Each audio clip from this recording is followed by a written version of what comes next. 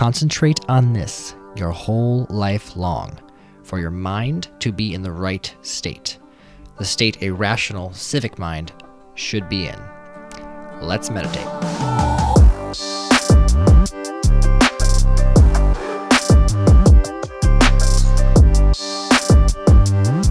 Meditations was written by Marcus Aurelius, the emperor of Rome from 180 to 161 BC. He was the last emperor known in a line of emperors as the Five Good Rulers, and the last emperor of the Pax Romana, a period of relative peace in the Roman Empire. Famously, he was known as a practitioner of the Stoic philosophy. Now, what is Stoicism, you may ask? Well, my best explanation I can give is that it's a tool to help us interpret the world around us in a more logical way. The translator of Marcus's Meditations, Gregory Hayes, phrases it this way, that the central belief to Stoicism is that the world is organized in a rational and coherent way. He also mentions that this allowed some upper-class Romans to not have to question the structure of society in any way because it's all part of the plan. Now, what are the meditations? Well, thank you for asking. So Marcus's meditations are, I would say, bits of practical wisdom that he has learned throughout his life. Each meditation can be, a sentence to a paragraph long. The book is Marcus's best attempt at providing ways to perceive the world and what happens to you, and to help you understand that you have control over your greatest asset, your mind. So go ahead and tell your mind, look at me, sure. I'm the captain now. Now, throughout this book, Marcus rephrases several common messages many times. The first, think about your own death. This will provide meaning and perspective to your life. Marcus mentions that many great men have come along through this life, and they will all be forgotten through the passage of time. The great healer and great destroyer. It is ironic, however,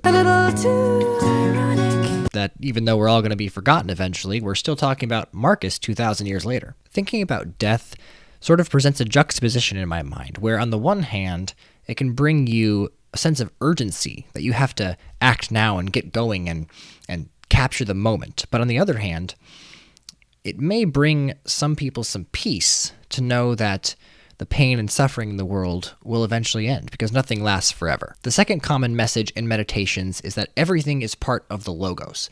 And the Logos is this unstoppable center of gravity, like a black hole. The Logos is also good. It produces a net positive outcome. So everything that ever happens just feeds this Logos.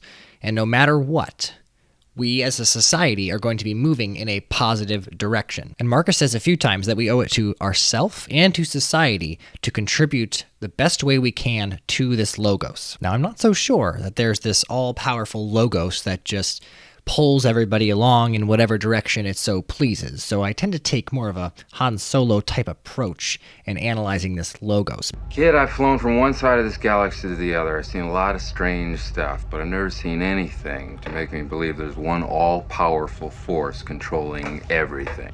But I'm open to learning more.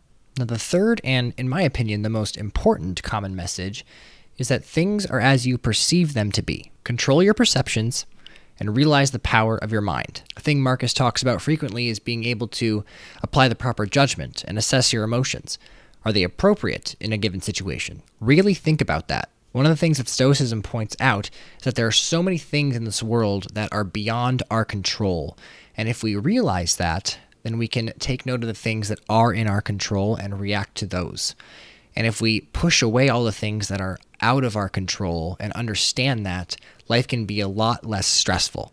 Where do I sign? Now, we've come to the point in the program where I have to talk about the thing that I did not like about this book. So here is your trigger warning that there is some negativity coming. The book becomes quite repetitive after a while. Now, the translator, Gregory Hayes, does say in the beginning that Marcus has the ability to rephrase common themes in different ways, which does help you understand those themes to a greater degree.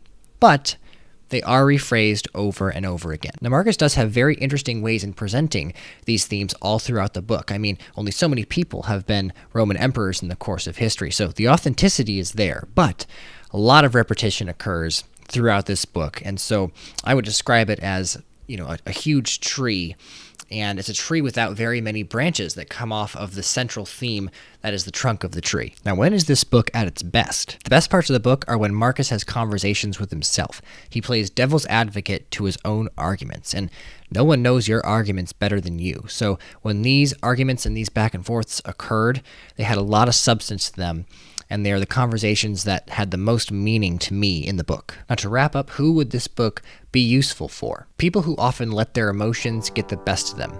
People who are looking to gain a greater control over their mind. The funny thing is we already have a lot of control over what we think. It's just a matter of how you use it.